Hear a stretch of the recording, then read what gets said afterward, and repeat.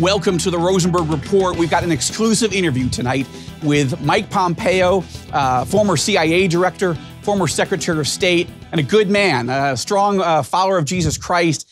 And look, we're going to get into a series of questions. And Mr. Secretary, I'm very grateful for your time. I loved your book. And the fascinating thing about it is you and I met because of books. You had invited me up to your office on Capitol Hill when you were a congressman because you were starting to read some of my political thrillers. And now you have written it could be a novel, but the amazing thing about Never Give an Inch is that it's all true. And I want to get right into it. But first of all, it's great to see you. Joel, thanks for having me on today. And I had forgotten that way we were introduced, and we've had a lifelong love of reading and writing.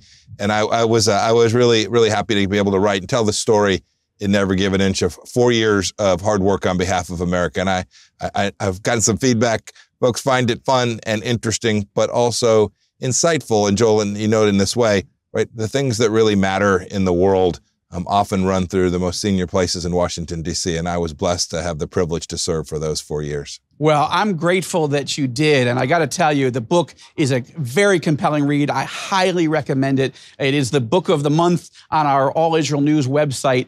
Let me get right into it, but let me start with a point that you make in the book. On the wall of the CIA headquarters that you ran is the very famous Bible verse, chiseled in granite, the words of Jesus, John 8:32, and ye shall know the truth, and the truth will set you free. And chapter 9, you really start to open up about how you came to faith in Jesus Christ. So let's start there. How did you come to faith in Christ? And how did you make your walk with Christ a central element in carrying out two of the most difficult jobs in the world to do well? Well, Joel, I grew up, I went to Sunday school from time to time. My parents would take me, but it was an important part of me. My fault, not anyone else's. But when I was a young cadet at West Point, there were two folks just a year ahead of me, or 2 years ahead of me, I think one of them. And they invited me to what I didn't know at the time was a Bible study. I thought it was just cookies and lemonade. And so I was all in. Right. But they taught me to read the Bible. They taught me to read the Bible. They taught me about faith. And truly, from just shortly after that first time I went to meet with them, I came to understand how to read the Bible, how to know Jesus Christ, and it's been an important part of my life. I was the Secretary of State for the United States and the Director of CIA for the United States, but I always kept the Lord in my heart, knowing that no matter how hard the problem set, no matter how difficult, there was something bigger than me. There was something bigger in life that I needed to make sure and take care of and address appropriately. And I tried to do that every day. In the Trump administration, we had a central understanding of religious freedom around the world, not just for Christians, but for Jews and Muslims and people of every faith. It was at the center of how we thought about the world because we knew the world was safer when people had the basic right to worship in the way they chose. Well, I love that about you, Mr. Secretary. When we first met, when you were in Congress, that faith was a big part of our opening conversation. And then literally every single time you and I met or communicated, certainly when we met, you were giving a big religious freedom conversation, among other elements in your speech in Cairo. And of course, even in your 7th floor office there at the State Department, which I had literally never come to the State Department until you became Secretary. Why would anyone let me in? But faith was a critical element. And it brought up another point from your book. First of all, you're the only national security high-level official that lasted the whole 4 years. And during that time, which, by the way, congratulations, but during that time, you came to Israel 6 times. And in chapter 13, you described standing in front of the Western Wall to pray alongside Prime Minister Netanyahu, Ambassador David Friedman, both good friends. And you described that moment as one of the most spiritually powerful experiences of my life. Why? Well, as an evangelical Christian, how do you view the prophetic and spiritual significance of the state of Israel? First of all, it's not possible for a Christian believer to go to Jerusalem and not see these 3,000 years of history, to know that this is the rightful Jewish homeland, right? You can touch it. You can feel it. There's the book that you read lines up with the things that you can see and feel. You're not being gaslit. This is the real history of this place. And for Christians and for people of many faiths, this is the city of peace. Jerusalem is so special. And to get to go there when I was in had this civic duty as a Secretary of State and be there with the current leader of the nation of Israel and travel there with the U.S. ambassador who spent his life working on the protection of Jews and Christians all around the world. It was a moment where those of us of faith couldn't possibly be moved, and you hoped that the world would see it for what it was, not a political stunt, but aimed at reminding all of us of the basic decency and goodness that comes from a commitment to faith. And those of us who do our best every day, and we don't always get it right, do our best every day to preserve faith opportunities for those around the world. Well, it was really quite a moment. So are you going to run for president? Let's just put it on the line. Joel, I don't know the answer to that question. You've met Susan, my wife. We are trying to figure our way through this. We are praying. We're doing the things one might do to get ready to make the case. Whether we'll decide to run for office, we're still a few months out from knowing for sure. Well, talk about your relationship with Prime Minister Netanyahu. He's back.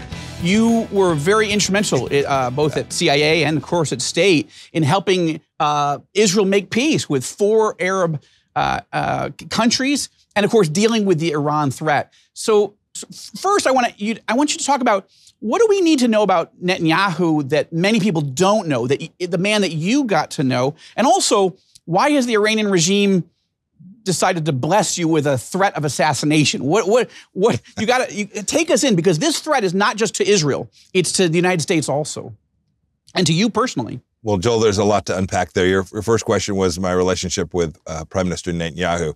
It was a fantastic relationship.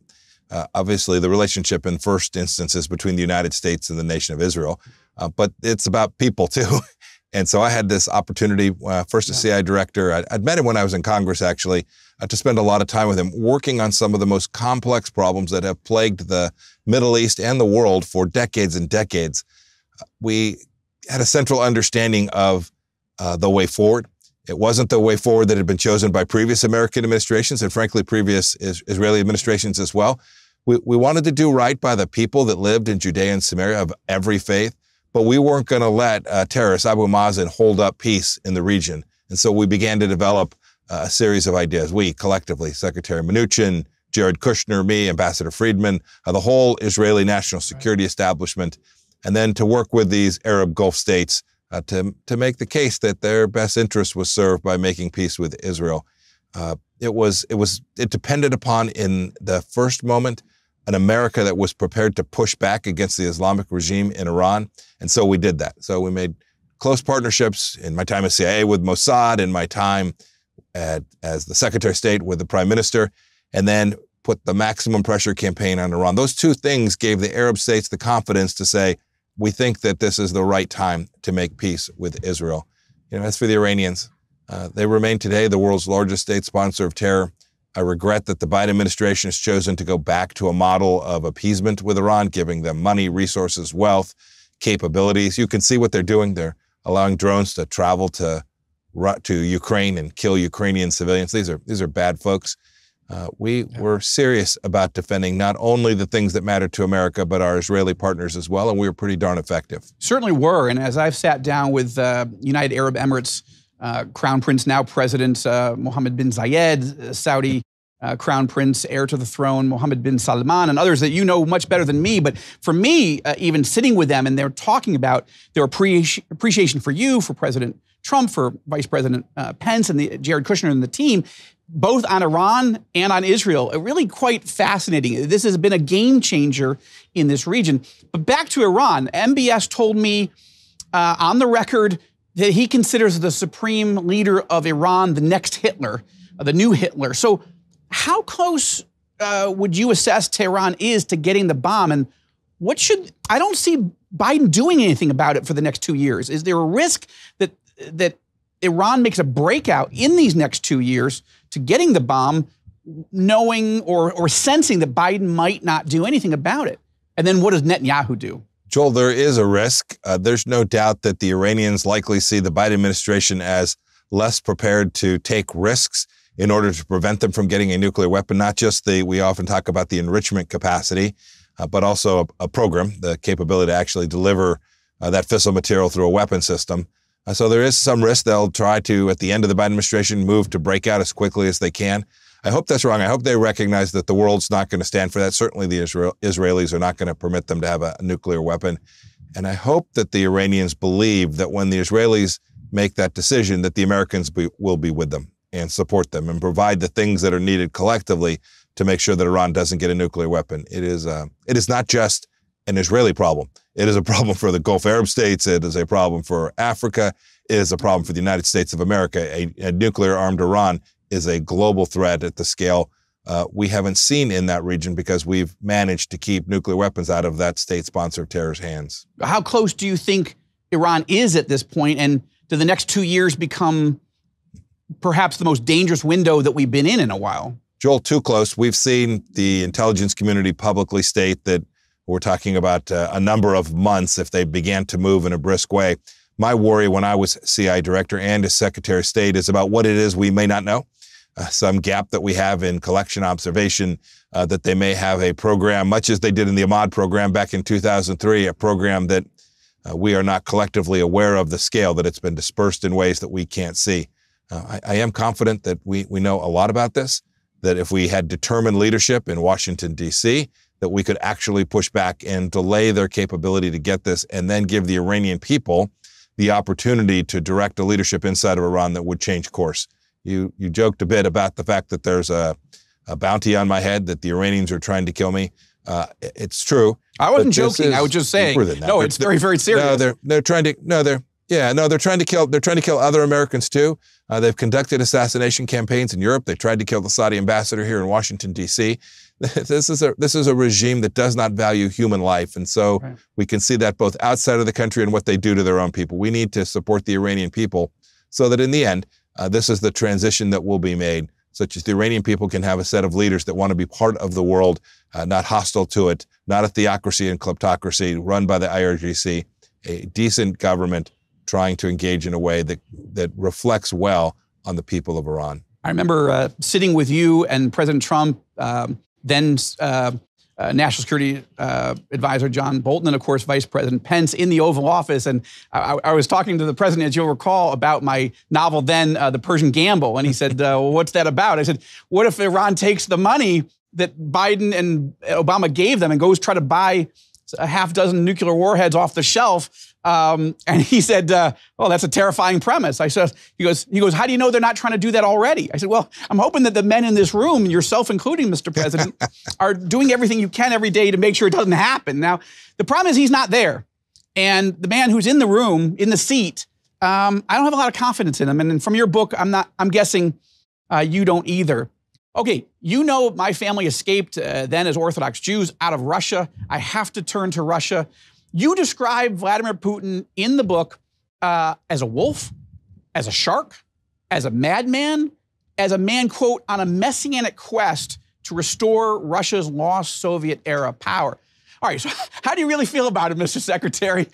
Talk to us about what we need to know about Vladimir Putin and how what's going on in Ukraine seems to have unmasked a man that most people in the world seem baffled that he did this. Joel, I described him in very much that way. I've also said, and I think I said in the book, don't underestimate his capacity to dominate the Russian people and to continue on his quest, as you described it as messianic, his quest for, quote, greater Russia, end of quote. We shouldn't underestimate that. Even though to date they have failed at that, he's not going to give up. And that means that Europe needs to do more. We're going to have to continue to do more. I saw Vladimir Putin a handful of times. I spent enough time with him to know he is determined. He's going to stay at this. Whether there are hundreds of thousands of Russians killed and he loses his generals, those are things that are just steps along the way towards his vision for restoring greater Russia. And so the resolution of this is going to require not only enormous capabilities that are put into Ukraine by the Europeans, but an America that is prepared to make sure that we get a security architecture in the aftermath of this when it ends. And I hope it ends as quickly as possible. And the more we provide collectively to Ukraine, the quicker this will end. When this ends, we need to make sure that we have a structure that lasts. Maybe nothing's permanent, but 10 years, 20 years, 30 years, not 18 months. And we need a president in the White House that understands the American power to deter adversaries, and this president failed at that. Hey, I'm Mati Shoshani, and thank you for watching the TBN Israel YouTube channel. We hope this video gave you greater understanding of Israel and her people. If you haven't already, subscribe to our channel and hit the notification bell so you never miss a video. We'd love to hear from you, so be sure to share what you've learned and ask your questions and comments below. And invite your friends to join the conversation.